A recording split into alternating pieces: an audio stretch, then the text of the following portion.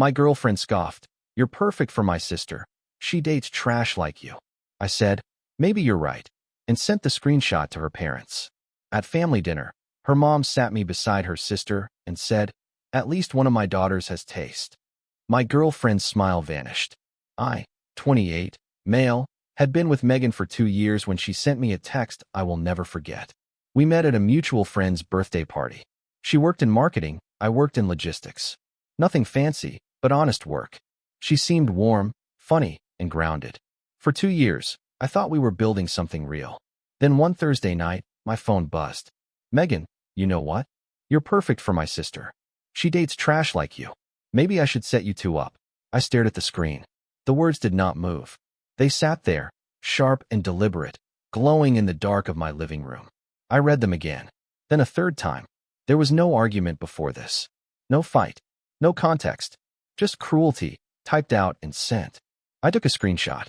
Then I opened a new message, attached the image, and sent it to her parents with one line. Thought you should see this. I did not add commentary. I did not explain. The text spoke for itself. Her mother called me 53 minutes later. 3 days after that, I sat at her family's dinner table. Megan smiled when I walked in, confident and unbothered. She thought I had come to apologize, to smooth things over, to play nice. But her mother had other plans. Megan and I started dating in the spring of 2022. She was 26, I was 26. We clicked fast. She introduced me to her family within 3 months. Her parents, Bill and Carol, were kind, welcoming, the type who insisted I stay for dessert every time I visited. Her younger sister, Kate, 24, was quieter but friendly. She worked as a graphic designer and lived in her own apartment across town. The first year felt easy. Megan and I fell into a rhythm. Weekend brunches, movie nights, trips to the farmer's market. She told me about her day, I told her about mine. We talked about the future in vague, comfortable terms. But over time, I noticed small things. Megan would joke about me upgrading my wardrobe. She would suggest restaurants I could not always afford and roll her eyes when I proposed cheaper options. Once, at a work happy hour, she introduced me to her colleagues with a smile that felt forced. Later, in the car, she said, "You could have talked more. You were so quiet." I had been quiet because I felt out of place. Her coworkers talked about vacations in Europe, stock portfolios, second homes. I talked about freight schedules and shipping delays. She once said, "You're lucky I'm not materialistic, or this would never work." I laughed it off. I thought she was teasing. Looking back, the signs were there. She compared me to her friends' boyfriends often. Lawyers, consultants, tech guys with corner offices and expense accounts. I worked in freight coordination. I made $62,000 a year. Decent money, but nothing flashy. She never said it outright, but I felt it in the way she looked at me sometimes. Like I was fine for now, but not forever. Still, she said she loved me. She talked about moving in together. She sent me articles about apartments in nicer neighborhoods. I believed her. I thought we were building towards something. Then came the text. It arrived at 8:32 p.m. on a Thursday. I was on the couch, watching a basketball game. My phone buzzed. I glanced at the screen, expecting a normal message. Maybe she was asking what I wanted for dinner tomorrow, or sending me a meme. Instead, I saw this. You know what? You're perfect for my sister. She dates trash like you. Maybe I should set you two up. I froze. There was no argument before this. No tension. We had texted earlier about weekend plans. She had sent me a heart emoji at 4:47 p.m. Everything seemed normal, but this was not normal. This was calculated. The insult was not just aimed at me. It was aimed at Kate, too. Megan mocked both of us in one sentence. She called me trash. She called her sister's taste in men trash. She reduced us both to something disposable. I read it again. My chest tightened. My hands went cold. I set the phone down on the coffee table and stared at the TV. The game was still playing. I did not see it. I picked the phone back up. I read the message a third time, just to be sure I had not misunderstood. I had not. Then I screenshotted it. I opened a new message. I attached the image. I typed her parents' names into the recipient field. Bill and Carol. I wrote one line. Thought you should see this. I hit send. No explanation. No plea. No emotion. Just the screenshot. I set my phone down. I did not know what would happen next. I did not care. The text was out there now. The truth was visible. Whatever happened after this, I would not be the one who hit it. Her mother called me at 9:25 p.m. Carol's voice was tight when she answered. Not angry. Hurt. Did she really send this to you? Yes, I said. Tonight. About an hour ago. Silence. I could hear her breathing on the other end of the line. Then, I'm so sorry. I'm so sorry. I did not know what to say. I waited. Bill and I need to talk to her, Carol continued. Her voice cracked slightly. But I want you to know this is not okay. This is not how we raised her. This is not the person we thought she was. I appreciate that, I said. Are you okay? The question surprised me. I'm fine. No, really. Are you okay? I paused. I've been better. She sighed. I can't imagine how this made you feel. And Kate? God, Kate doesn't even know yet, does she? I don't think so. This is so cruel. To both of you. I did not respond. What could I say? Come to dinner Saturday, Carol said. Please. I mean it. 6 p.m. We need to address this as a family. You deserve that. I hesitated. Are you sure? I don't want to make things worse. You're not making anything worse. Megan did that. Please come. I'm asking you. I agreed. We hung up. 10 minutes later, my phone buzzed again. This time, a text from Bill. Saw the screenshot. Unacceptable. See you Saturday. That was it. Short, direct, and firm. Bill was not a man who wasted words. He had always treated me with quiet respect. Firm handshakes, direct eye contact, the occasional joke during football games. He never made me feel small. I sat there, staring at my phone. I expected anger from them, maybe defensiveness. Parents usually protect their children, no matter what. Instead, they apologized. They validated me. They invited me to dinner. An hour later, another text came in. This time from Kate. Thank you for showing them. She's been like this for years. They just didn't see it. I did. I stared at that message for a long time. Kate knew. She had seen this side of Megan before. I did not respond. I did not know what to say. Friday came and went in a blur. I went to work. I answered emails. I ate lunch at my desk. I did not tell anyone what had happened. What would I even say? Saturday arrived. I pulled into their driveway at 5:58 p.m. The house looked the same as always. Warm lights in the windows. 2 cars in the driveway. A wreath on the front door left over from the holidays. I walked to the door. Carol opened it before I could knock. She smiled. Not a fake smile. A real one. Sad, but genuine. Come in, she said. I stepped inside. The house smelled like roasted chicken and garlic. Megan was in the living room, scrolling on her phone. She looked up when she saw me. Her expression shifted. Surprise, then something else. Smugness. She thought I was here to apologize. To beg. To make things right. She thought I would fold. She was wrong. Dinner's almost ready, Carol said. Everyone, let's sit. We moved to the dining room. The table was set for 5. Bill sat at the head. Carol sat at the other end. And then I saw it. Carol pointed to the seat next to Kate. Sit here, she said to me. Megan's smile flickered. Update 1. I sat down next to Kate. She gave me a small nod. Her eyes were calm, but I could see something else there. Solidarity. Support. Megan sat across from us, next to her father. Her eyes darted between me, her mother, and Kate. She was trying to read the room, trying to figure out what was happening. This is cozy, Megan said, forcing a laugh. Feels like old times. No one else laughed. Carol brought out the food. Roast chicken, mashed potatoes, green beans, a basket of rolls. Normal family dinner. The kind we had eaten a dozen times before. Except the energy at the table was anything but normal. Bill served himself in silence. He piled chicken and potatoes onto his plate with careful, deliberate movements. Carol asked Kate about her week. Kate answered briefly. A new client. A tight deadline. Nothing dramatic. I stayed quiet, cutting into my chicken, keeping my head down. I was not here to start a fight. I was here because Carol had asked me to be. Megan tried to steer the conversation.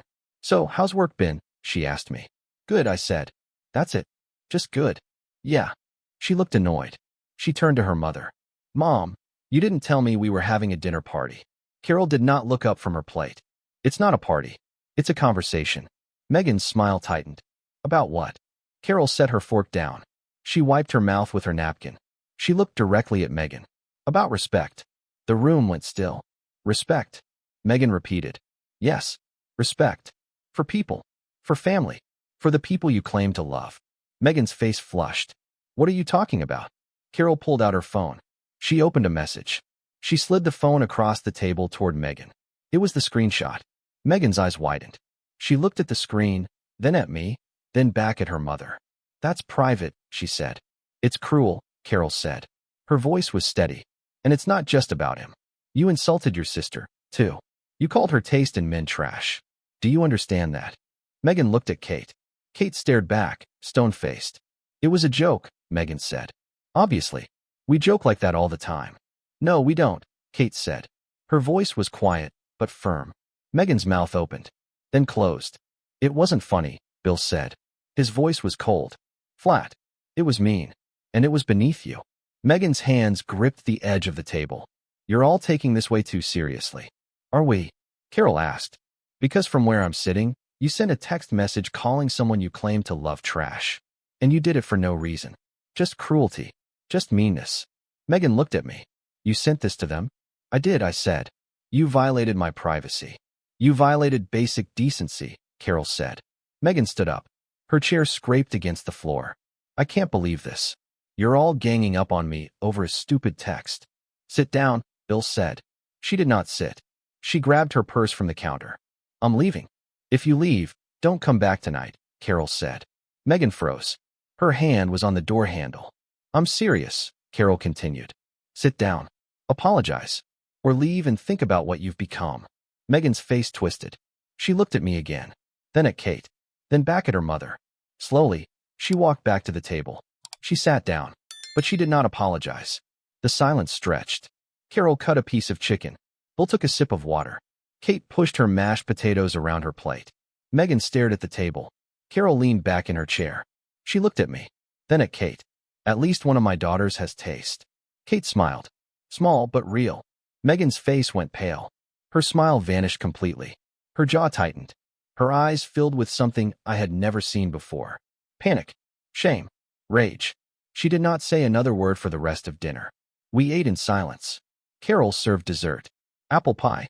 Megan did not touch hers. I ate mine slowly, tasting nothing. When dinner ended, Carol cleared the plates. Bill excused himself to his office. Kate hugged me on my way out. "Thank you," she whispered, "for not letting her get away with it." I nodded and walked toward my car. Megan followed me. "Update 2. "Wait," she said. I did not stop. I opened my car door. "Wait," she repeated, louder this time. I turned. She stood 10 feet away, arms crossed, her face tight with anger.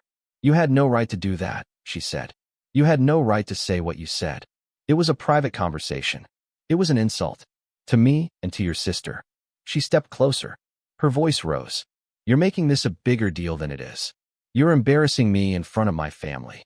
Your parents don't think so." Her jaw clenched. "They're overreacting. You know how they are. They blow everything out of proportion." "Do they?" She did not answer. "I'm done, Megan." "Done?" "Yeah, done. Over one text. Over 2 years of feeling like I'm not good enough. Over every comment about my job, my clothes, my income.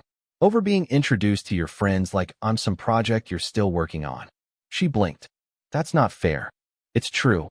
I never said you weren't good enough. You didn't have to." Kate appeared in the doorway behind Megan. She did not say anything. She just stood there, arms crossed, watching. Megan glanced back, saw her sister, and turned back to me. Her face twisted. "Fine. Leave. See if I care." "I will," I said. "You're going to regret this." "No," I said. "I'm not." I got in my car and drove away. In my rearview mirror, I saw Megan standing in the driveway, Kate still in the doorway behind her. That night, my phone buzzed. It was a group chat. Family and close friends. Someone had added me. The messages rolled in fast. "Kate, proud of you for standing up for yourself." "Carol, you deserved better than how she treated you tonight. And always." A cousin I barely knew, Tyler. "Dude," she said the same thing about her last boyfriend. Called him a loser behind his back. I heard her at Thanksgiving 2 years ago. Another message from Carol's sister. "She's always been like this. We've been worried for years." Another. "Glad someone finally called her out." The thread went on. 15 messages. 20. 30. People I had met once or twice at family gatherings.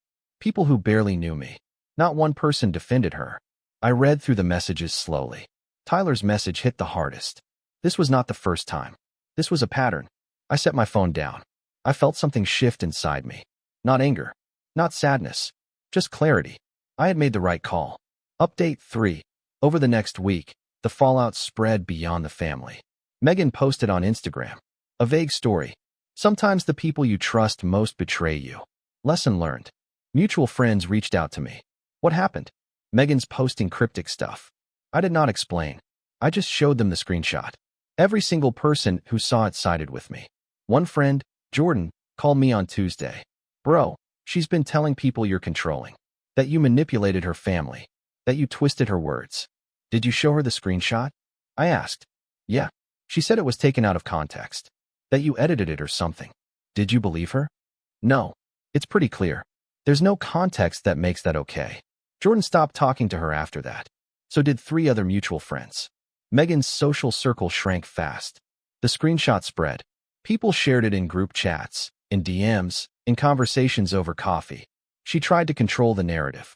She posted again. When you show someone's private messages without permission, that says more about you than them. But it was too late. The damage was done. One of her coworkers, someone I had met once at a company event, messaged me. I always thought she was kind of condescending. This confirms it. Sorry you dealt with that. She called me once. I did not answer. She texted, "Can we talk? Please." I blocked the number. Kate sent me an update 2 weeks later. She's barely speaking to anyone. Mom and Dad are keeping their distance. She asked them for money to help with rent. They said no. I did not ask where she was living now. I did not care. A month later, Kate and I met for coffee. Not a date. Just 2 people who survived the same storm. We sat outside a cafe downtown. The sun was warm. Kate ordered a latte. I ordered black coffee. She's in another city now, Kate said. She got a job transfer. Portland, I think. Good for her. You doing okay? Yeah, I am. Kate nodded. She stirred her latte. She called me last week. Wanted to explain. I didn't pick up. You don't owe her anything. I know. But she's still my sister. That doesn't mean you have to forgive her. Kate looked at me. Did you? No. She smiled. Good. We talked for another hour. About work, about life, about nothing important. It felt easy. Comfortable. No pressure. When we left, Kate hugged me. Thank you, she said, for showing me it's okay to walk away from people who hurt you. Even family. I drove home feeling lighter than I had in months. 3 months later, I moved into a new apartment. Bigger than my old place. Better neighborhood. Hardwood floors. A balcony that overlooked a park. Space to breathe. I got a promotion at work. More responsibility, more pay. $78,000 a year. Not life-changing money, but enough. Enough to feel secure. Enough to stop worrying. I started seeing someone new. Her name is Lauren. She works in education, teaches 5th grade. She is kind, patient, the type of person who remembers small details. She asked me about my day and actually listened. She did not compare me to anyone. One night, over dinner, she asked about my last relationship. It ended badly, I said. How badly? She sent me a text calling me trash. I showed it to her parents. They sided with me. Lauren set her fork down. She called you trash? Yeah. And her parents took your side? They did. She nodded slowly. Good. You deserve better than that. I smiled. I know. Kate and I still text occasionally. Not often. Just enough to stay friendly. She sends me funny memes. I send her articles about design trends. It is easy. Uncomplicated. Megan reached out once more. Through Kate. Kate called me on a Sunday afternoon. She wants to apologize. She asked me to ask you if you would talk to her.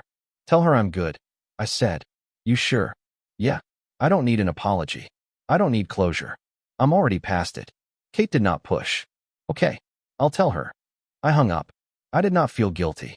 I did not feel conflicted. I felt nothing. I do not think about Megan much anymore. When I do, I think about the text. About the dinner. About her mother's words.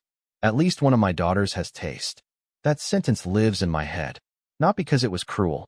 Because it was true. Megan thought I was beneath her. She thought I was trash. She thought I would accept her insults, her condescension, her cruelty. She thought I would stay quiet. But trash does not send screenshots to parents. Trash does not sit calmly at a dinner table while someone implodes. Trash does not walk away with dignity. I did. Some people think love is enough. It is not. Respect is. Kindness is. Decency is. Megan had none of those. Her parents saw it. Her sister saw it. Eventually, everyone saw it.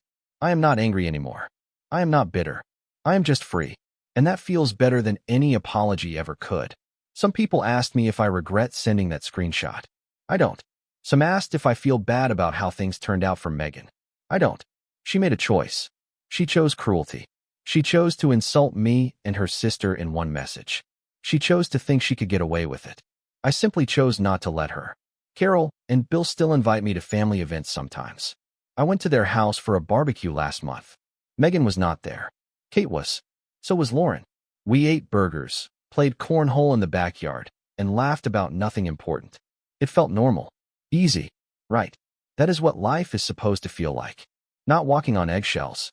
Not wondering if you are good enough. Not apologizing for existing. Just living. Just being. Megan taught me something valuable. She taught me that sometimes the trash takes itself out. You just have to be willing to open the door. I opened it. I walked through. And I never looked back.